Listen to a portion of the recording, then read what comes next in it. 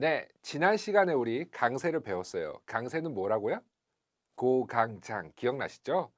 약세 음절보다 강세 음절을 높거나 강하거나 길게. 그런데 약세 음절보다 높거나 강하거나 길게 발음하려면 여러분 호흡이 뒷받침이 돼야 됩니다. 자, 오늘은 원어민들이 어떤 식으로 호흡을 하는지 이 원어민 호흡법의 비밀을 알아보려고 합니다. 사실 영어의 기본 소리들을 익히는 것도 중요하지만 저는 이 호흡 부분이 아주 기본 중에 기본이라고 생각하거든요. 잘 익혀두시면 효과 만점이니까 잘 따라와 주세요. 자, 여러분, 원어민들은 복식 호흡을 한다는 말 들어보셨죠? 복식 호흡은 숨을 들이마실 때 어깨랑 가슴이 움직이지 않고 배만 나왔다 들어갔다 하는 호흡인데요. 이 핵심은요, 어깨가 움직이지 않고 가슴이 움직이지 않고 배만 나왔다 들어갔다 하는 거예요. 숨을 들이마실 때 배가 나오고요. 숨을 내쉴 때 배가 들어가요. 단전 호흡할 때 배를 생각하시면 되는데 해보신 적이 없는 분들도 있을 것 같아요. 여러분 만약에 지금 가정에서 집에서 이 강의를 듣고 계시면 자, 지금 바로 침대에 한번 누워보세요. 누우셨나요?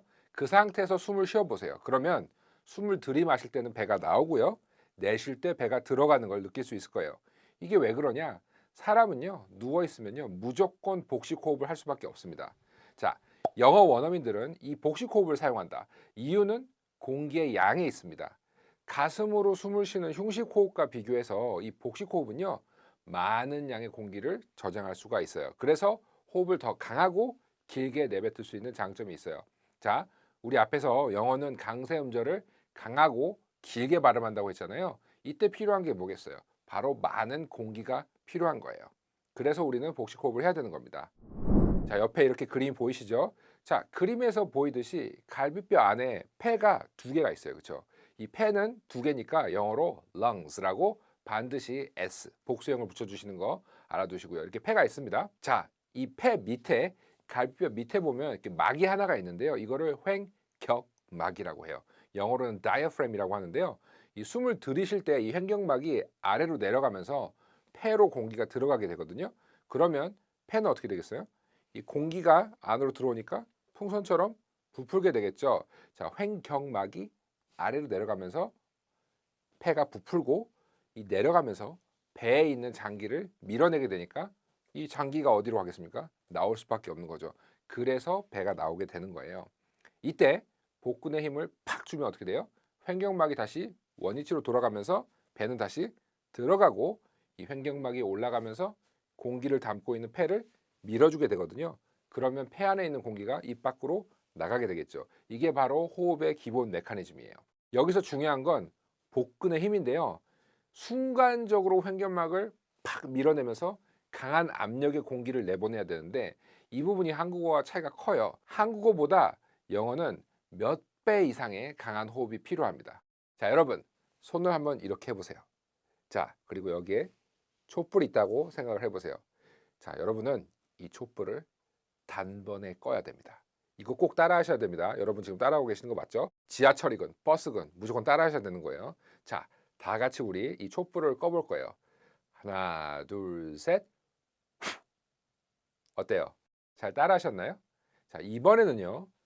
한 손을 배 위에 얹은 상태에서 다시 한번 촛불을 꺼보겠습니다. 자, 배가 어떻게 움직이는지 잘 느끼시면서 다시 한번 촛불을 꺼볼게요. 자, 하나, 둘, 셋.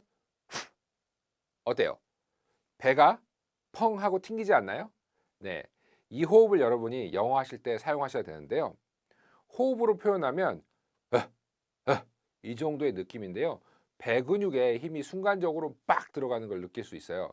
저는 이 호흡을 짧은 촛불 호흡이라고 하는데요. 자, 짧은 게 있으면 긴 게 있어야겠죠.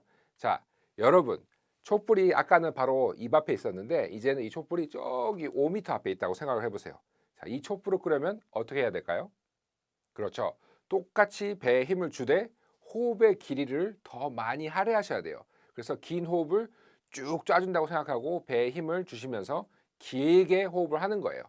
자, 이렇게 한번 생각해 보세요. 여러분이 불을 뿜는 용이에요. 그래서 저기 타겟이 있습니다.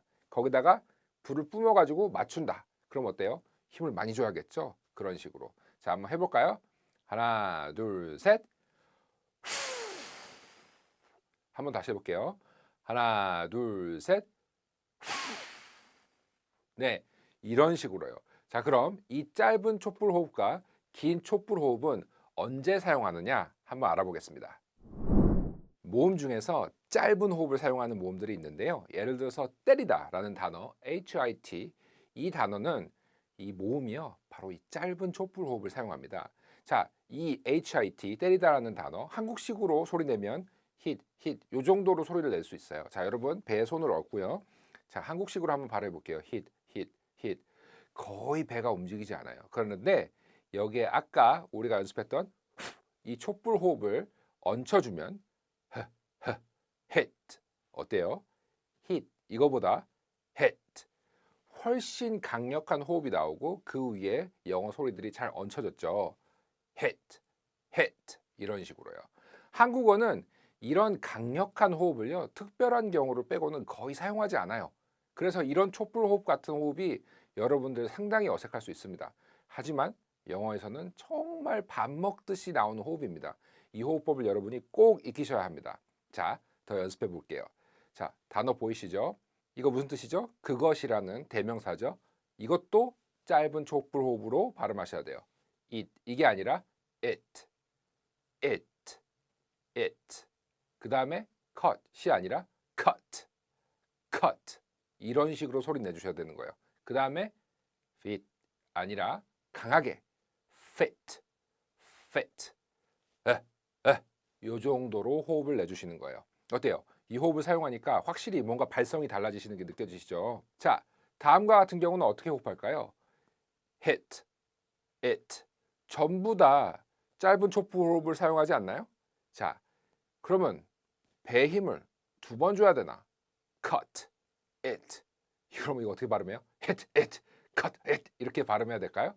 아닙니다. 이거는 상황에 따라서 달라요. 하나하나 또박또박 강조할 경우는 이 cut, 그 다음에 it 전부 강세가 들어가서 cut it 혹은 hit it 이런 식으로 할 수 있는데 이게 일반적인 경우는 아니에요. 나중에 자세히 배우겠지만 it 같은 경우는 대명사기 때문에 그렇게 중요치 않습니다. 왜냐하면 너도 알고 나도 아니까 대명사로 받은 거겠죠. 그래서 cut라든지 hit 같은 동사들 이걸 내용어라고 하는데요.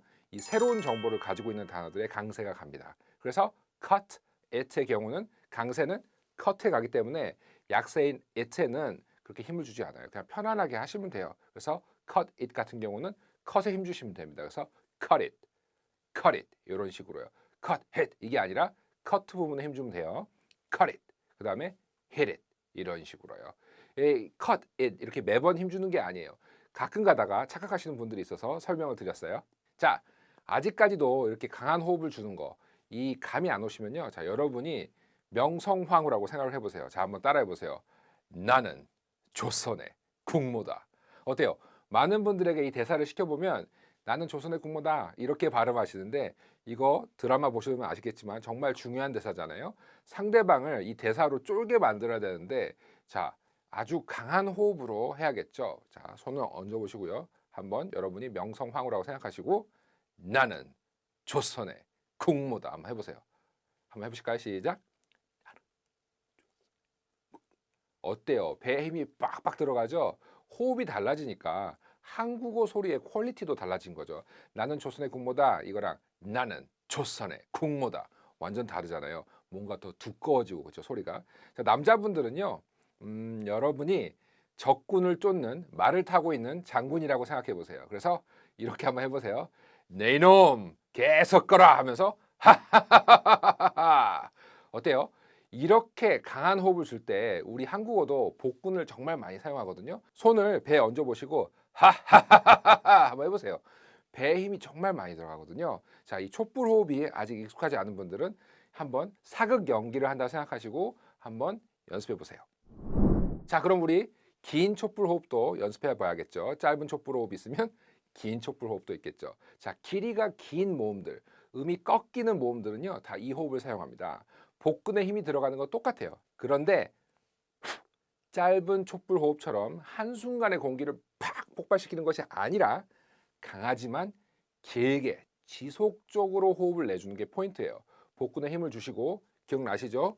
5m 앞에 촛불이 있어가지고 이렇게 했던 거 요거로 해주시고 그 위에다가 영어의 소리를 얹어주시면 되는 거예요. 자, 그래서 예를 들어보면 자, 이거 대피다 어떻게 발음하죠? 긴 모음이었어요. 나중에 배울 겁니다. 일단 따라해 보세요. heat 한번 해보실까요? 그렇죠. 길게 나오죠. 이런 호흡들은 전부 다 긴 촛불 호흡을 사용하는 거예요. 그래서 heat, heat 이렇게요. 그 다음에 먹다 eat이 아니라 eat, eat 호흡으로 설명드리면 하, 요 정도의 느낌이겠죠. eat, eat. 그 다음에 catch의 과거형 잡혔다. caught, caught. 하면서 어때요? 상당히 긴 호흡을 사용했죠. 길게 호흡이 나왔지만 배의 힘도 잔뜩 들어갔어요. 그렇죠? 요걸 잘 살리셔야 돼요. heat it. 그것을 데펴라. 이것도 마찬가지입니다. heat에 힘이 많이 들어가니까 이 heat에 힘 주고 뒤에 나오는 it는 그냥 편안하게 발음해 주시면 돼요. 그래서 그것을 데펴라. heat it. heat it. 한번 해보실까요? heat it. 그 다음에 그것을 먹어라. eat it. 그 다음에 나는 잡혔다. I was caught. 호흡이 길게 나오죠. I was caught. 그걸 먹어. eat it. 그걸 데펴. heat it. 이런 식으로 호흡이 길게 나왔습니다. 자, 오늘 이렇게 영어식 호흡, 촛불 호흡에 관해서 알아보고 간단히 호흡이 어떻게 이루어지는지 알아봤는데요. 아주 중요한 부분이니까 여러분 계속 연습을 해주세요. 자, 어떻게 연습하냐면요.